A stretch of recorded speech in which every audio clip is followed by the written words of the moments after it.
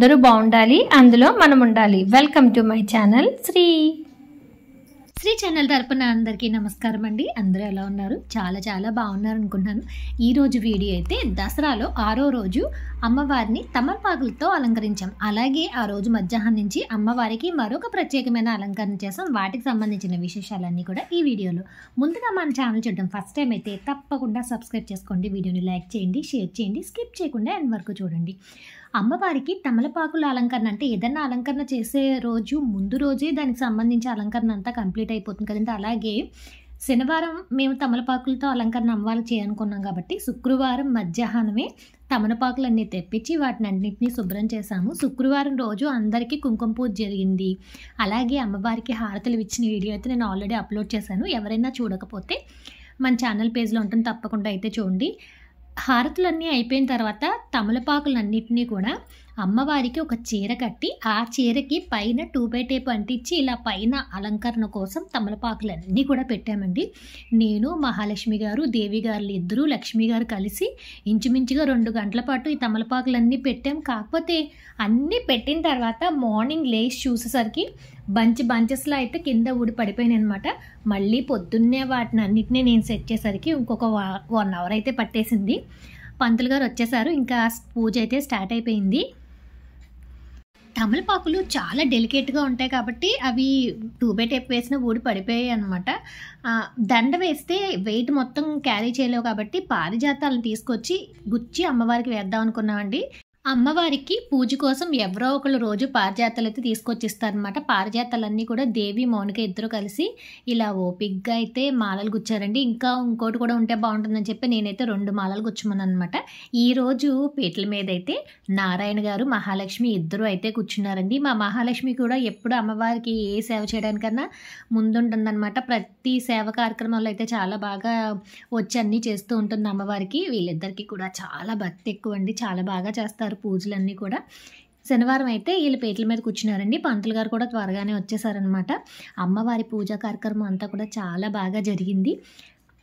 ఒక దండ వేసేసారు కదా, ఈలోపు ఇంకో దండ కూడా వేద్దామని చెప్పైతే వచ్చిన భక్తులు అంటే పూజ దగ్గరకు వచ్చిన భక్తులు అయితే గుచ్చుతున్నారనమాట. అమ్మవారి తలలో కూడా అటు ఇటు అందంగా కనిపించేలాగా జాజులు అయితే పెట్టామన్నమాట. అమ్మవారు టోటల్గా తమలపాకులన్నీ కూడా అలా వేయగానే ఒక పెద్ద గ్రీన్ లాంగ్ ఫ్రాక్ వేసుకున్నప్పుడు అమ్మవారు ఎంత అందంగా ఉంటారో అంత అందంగా అయితే ఉన్నారండి. చాలా బాగున్నారు అమ్మవారు. పంతులు గారు అయితే ప్రతిరోజు పీటల మీద చేయించేటట్టే ముందుగా వినాయక పూజ చేయించి తర్వాత అమ్మవారికి కుంకుమ పూజ అయితే చేస్తున్నారండి. పూజ మొత్తం చాలా బాగా అయితే జరిగింది.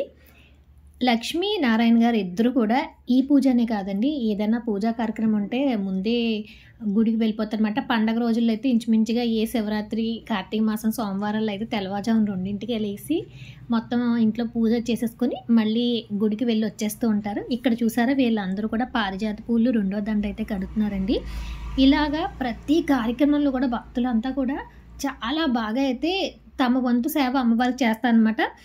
పూజా కార్యక్రమం అంతా అయిపోయింది. ఇంకా నైవేద్యాలన్నీ కూడా నివేదిస్తున్నాను అనమాట. ఈరోజు నైవేద్యాలు ఏం చేయాలని చెప్పి మా మహాలక్ష్మి అయితే అడిగింది. నేనైతే చక్కెర పొంగలి, దద్దోజనం, పులిహార అయితే చేస్తే అమ్మవారికి ఈరోజు మంచిదని చెప్తే చక్కెర పొంగలి ఎప్పుడు చేయలేదండి, ఎలా చేయాలని అడిగింది అనమాట. ప్రాసెస్ చెప్తే ఫస్ట్ టైం అమ్మవారి నైవేద్యం కోసం నేను చక్కెర పొంగలి చేశానని చెప్పి అయితే తీసుకొచ్చింది చేసి. ఇలాగా పీటల మీద కూర్చునే వాళ్ళు అక్కడ ఏం చేయాలి, ఎలా చేయాలి అనే డిస్కషన్స్ మాట్లాడుకుంటూ చాలా బాగా జరుగుతుందండి. ఇక్కడ దసరా నవరాత్రులు అంతా కూడా అందరూ కలిసిమెలిసి చేసే కార్యక్రమము, ఒక్కరితో అయితే అయ్యే కార్యక్రమం కాదండి. మేము అమ్మవారికి ఒక్కొక్క సంవత్సరం ఒక్కొక్క ప్రత్యేకమైన అలంకరణ చేస్తున్నాం అనమాట. అలాగా ఈ సంవత్సరం ప్రత్యేకమైన అలంకరణలు ఏం చేద్దాము అనుకునేసరికి తమలపాకులతో చేస్తే బాగుంటుందని చెప్పైతే అన్నారు. అలా అసలు తమలపాకులతో ఎలా చేయాలి ఏంటి అనుకున్నాను, కానీ ఇలా చేస్తే బాగుంటుందని గ్రీన్ కలర్ టైప్లో శారీని అయితే కట్టేశానండి. ముందుగా కట్టేసిన తర్వాత 2x టేప్ వేసి ఆ తమలపాకులన్నీ లైన్ వైజ్ అంటిద్దామని చెప్పి మేమైతే అంటించామండి. నేనైతే ఆలోచన చేస్తాను కానీ వెనకాల చేసేవాళ్ళు ఎవరో ఒకళ్ళు ఉండాలి. అలాగా మహాలక్ష్మి గారు నేను అంటిస్తూ ఉంటే మాకు లక్ష్మి గారు, దేవి గారు ఇద్దరు కూడా సైజ్ వైజ్ తమలపాకుల్ని అలాగే 2x టేప్ కట్ చేసి ఇస్తూ అసలు అంటించడానికి చాలా అయితే హెల్ప్ చేశారండి. లేట్ అయిపోయిందనమాట. నైటు ఇదంతా కంప్లీట్ అయ్యేసరికి ఇంచుమించుగా 11 అలా అయిపోయింది. కాకపోతే వాళ్ళంతా కూడా ఉండి అమ్మవారి అలంకరణ అయిన తర్వాత ఇంటికి వెళ్ళారండి. ఇలాగా అమ్మవారి అలంకరణకి అందరూ కూడా చాలా అందంగా అయితే సహాయం చేస్తూ ఉంటారు. అలాగా అమ్మవారు అన్ని సేవలు అందరి చేత చేయించుకుంటూ ఉంటారు. ఇక్కడ వీళ్ళ పూజ అయితే అయిపోయిందండి. ఇంకా తమలపాకులు అయితే మేము పెట్టాం కానీ ఇంచుమించుగా మధ్య మధ్యలో ఒక్కొక్కటి 2 పడుతుంటే గమ్ పోయిన వెంటనే అవైతే కిందకి వచ్చేస్తున్నాయి అనమాట. ఈరోజు అమ్మవారికి అంటే రేపటి కోసం ఈరోజు మధ్యాహ్నమే అలంకరణ మొదలు పెట్టాలన్నమాట. ప్రత్యేకమైన అలంకరణలు శాకంబరి అలంకరణ కానీ, పసుపు కొమ్ములు కానీ, గాజులు కానీ ఏవైనా అలంకరణలు చేయించాలంటే ఏ రోజైతే చేస్తామో ఆ రోజు ముందు మధ్యాహ్నమే మొదలు పెట్టాలి. ఇక్కడైతే పీటల మీద కూర్చున్న దంపతులకి వాళ్ళ అత్తగారైతే దీవించి బట్టలు పెట్టారండి. వాళ్ళ తోటికోళ్ళు అయితే ఆ బట్టలు ఇచ్చారనమాట. ఇంకా పూజ అంతా అయిపోయిన తర్వాత వచ్చిన భక్తులందరికీ అయితే ప్రసాదాలు పెడుతున్నాం.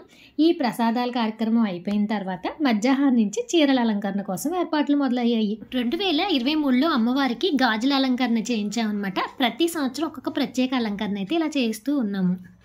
అలాగే లాస్ట్ ఇయర్ అంటే 2024లో అమ్మవారికి పసుపు కొమ్ములతో అలంకరణ చేశామండి. ఈ సంవత్సరం ఎలా చేద్దామని అందరూ అనుకుంటుండగా ఈ సంవత్సరం అమ్మవారిని చీరలతో అలంకరిస్తే బాగుండు అని అనుకున్నారనమాట. అమ్మవారికి ఎప్పుడన్నా అలంకరణ చేసేటప్పుడు అయితే 9 కానీ 18 కానీ 27 కానీ ఇలా వచ్చేలాగా 108 ఆ పైన వచ్చేలాగా అయితే చేస్తూ ఉంటారండి. అన్ని చీరలు వస్తాయా మనకని నేనైతే అంటే లేదండి అమ్మవారే తెప్పించుకుంటారు, ఎన్ని చీరలు వస్తాయి చూద్దామని అయితే అన్నాను. నేనైతే అన్నాను అయితే 9 కానీ 18 కానీ 27 ఎన్ని వస్తాయి అన్నిటితోనే అలంకరణ చేద్దామంటే నిజంగా అమ్మవారికి చీరల అలంకరణ అనగానండి చాలామంది అయితే చీరలు తీసుకొచ్చారనమాట. నేనైతే ఎక్స్పెక్ట్ చేయలేదు ఇన్ని చీరలు వస్తాయని.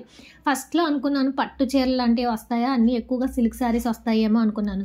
అమ్మవారికి అన్ని రకాల చీరలు వచ్చినాయండి. పట్టు వచ్చినాయి, సిల్క్ వచ్చినాయి, కాటన్ వచ్చినాయి, ఫ్యాన్సీ, ఇంకా అన్ని రకాల శారీస్ అయితే వస్తే అవన్నీ కూడా మేము మళ్ళీ ఎవరి చీర వాళ్ళకి తిరిగి ఇచ్చేయాలన్నమాట. అందుకని చెప్పి అందరి పేరు రాసుకొని ఒక నెంబర్ ఇచ్చి ఆ నెంబర్తో ఆ స్లిప్ చీరకైతే పిన్ చేసామన్నమాట. అలా అందరి తీసుకున్నామండి. తీసుకున్న తర్వాత అమ్మవారికి అలంకరణ చేయాలి. అసలు ఇంతకుముందు మేము ఎప్పుడూ చేయలేదు. పైగా మేము ఎప్పుడు అలంకరణ చేయించే అధికారి గారు నీ రమ్మంటే ఆయనేమో మొత్తం అన్ని పట్టు చీరలు కడతాము అలా అన్నారనమాట. అసలు ఎన్ని చీరలు వస్తాయో మాకు ఐడియా లేదు, ఎలా చెప్తాం రమ్మని అని చెప్పి మేమే కట్టేద్దామని డిసైడ్ అయ్యాము. అంటే నాకు కొంచెం ఐడియా ఉందన్నమాట ఎలా కట్టాలో ఏంటి అనేది, కడదామని డిసైడ్ అయ్యాము. ఏ అలంకరణ అయినా సరే అండి, గాజులు కానీ పసుపు కొమ్ములు కానీ కూరగాయలు కానీ ఏ అలంకరణ అయినా సరే ఏ ఒక్కరితో అయ్యే పని కాదు. ఇక్కడ మీరు వీడియోలో చూస్తే మీకు చాలామంది లేడీస్ అయితే కనిపిస్తారండి. అసలు అంతమంది ఉంటే కానీ ఆ అలంకరణ కంప్లీట్ అవ్వదు. అసలు ముందు వచ్చిన చీరలన్నిటిని కూడా సెక్షన్ వైజ్ అంటే సిల్క్ శారీస్ అన్నీ ఒక ఫోల్డింగ్లో, కాటన్ శారీస్, ఫ్యాన్సీ, పట్టు ఇలా అన్నిటిని కలిపి డిఫరెంట్గా సపరేట్ చేసి పెట్టామన్నమాట. ఇలా సపరేట్ చేసిన తర్వాత ఇంచుమించుగా మధ్యాహ్నం 2ంటికి అయితే ఈ చీరలు కట్టడం అనేది మేము అందరం స్టార్ట్ చేసాము. నేనైతే ఫస్ట్ అనుకున్నాను అమ్మవారికి మనసులో దండం పెట్టుకుని ఒకటే అనుకున్నాను, అమ్మ ఈ చీరలు కట్టాలనుకుంటున్నాం కానీ ఇన్ని చీరలు ఎలా కట్టాలో నాకైతే తెలియదు, నువ్వే చేయించుకో, ఎలా కావాలితే అలా నువ్వే చేయించుకో అని చెప్పి నిజంగా అమ్మవారికి మనసులో దండం పెట్టుకొని కట్టడం అయితే స్టార్ట్ చేశానండి. అంటే ఒక ఐడియా నాకైతే ఉందన్నమాట. వీళ్ళందరూ కూడా నాకు వెనకాల సహకారం అందిస్తారు. ఎలా చేయాలి అనేది ఒక ప్లాన్ నేనైతే మనసులో అనుకుంటే ఏం చేయాలో చెప్తే వాళ్ళంతా నా వెనకాల నడిచి అందరూ చేస్తూ ఉంటారండి. అలా మొత్తం అందరూ అయితే సహకారం అందిస్తున్నారనమాట. నేనైతే ఫస్ట్ అనుకున్నాను అనమాట, ముందు అమ్మవారికి 2 పట్టు చీరలు అటు ఇటు వేద్దామని చెప్పి ఫస్ట్ 2 పట్టు చీరలు అమ్మవారి మీద ఫోల్డింగ్ వేసిన తర్వాత రోజు చీర కడతాము. కాకపోతే 1-2 చీరలు 5 కట్టడం కూడా పెద్ద విషయం కాదు. అమ్మవారికి ఇన్ని చీరలు ఎలా కట్టాలనేదే విషయం అనమాట. నేనైతే ఫస్ట్ చెప్పాను అంచు చీరలు ఉన్న అన్నిటిని కూడా కుర్చీలు పోసి ఇమ్మన్నానండి. అలా అందరూ అయితే కుర్చీలు పోసిస్తే స్టెప్ అమ్మవారికి చీరలన్నీ అలా కట్టుకుంటూ వచ్చాను. ఈ లోపల అమ్మవారికి 108 చీరలు కట్టడం అనేది చాలా పెద్ద టాస్క్. కొన్ని మనకి చుట్టూ అలంకరణకు అయితే వేయాలని చెప్పి అనుకున్నాం అనమాట.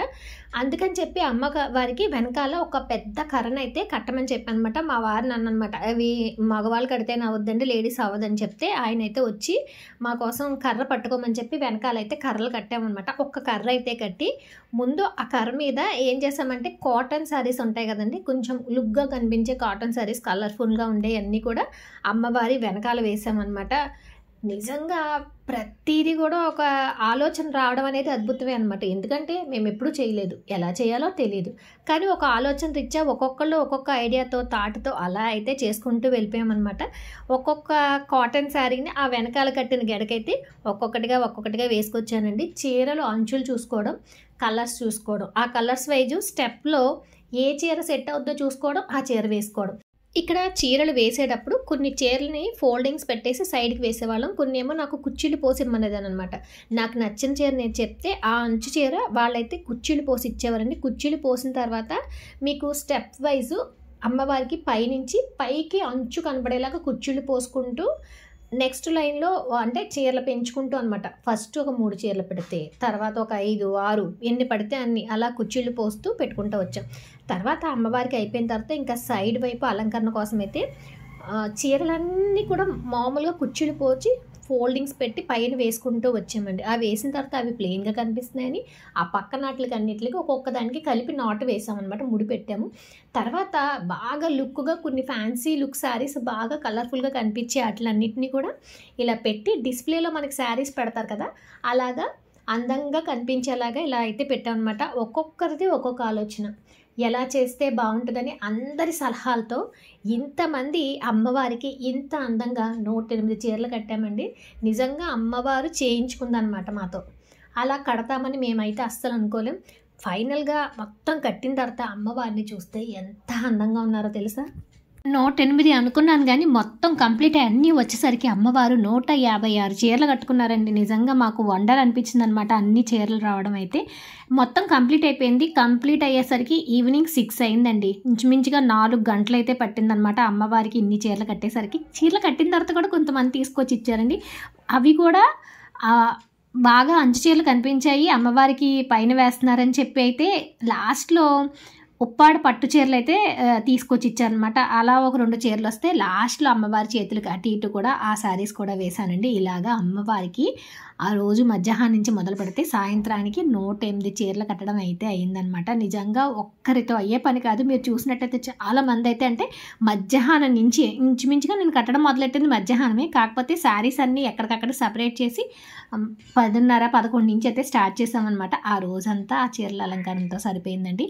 సాయంత్రం పూజ కోసం పంతులు గారు అయితే వచ్చారనమాట. సాయంత్రం పీటల మీద నారాయణ గారు, మహాలక్ష్మి గారు అయితే కూర్చున్నారండి. సాయంత్రం పూజ కూడా చాలా చాలా బాగా జరిగింది. నిజంగా అమ్మవారి చీరలు కట్టిని చూసిన ప్రతి ఒక్కళ్ళు కూడా మీరే కట్టారా అని అడిగారు అనమాట. నిజమండి, మేమందరం ఆడవాళ్ళు అందరం కలిసి కట్టామంటే చాలా ఆశ్చర్యపోయారు అందరూ కూడాను. అమ్మవారికి చీర చాలా అందంగా అయితే కనిపించినాయి అనమాట అన్ని చీరలు.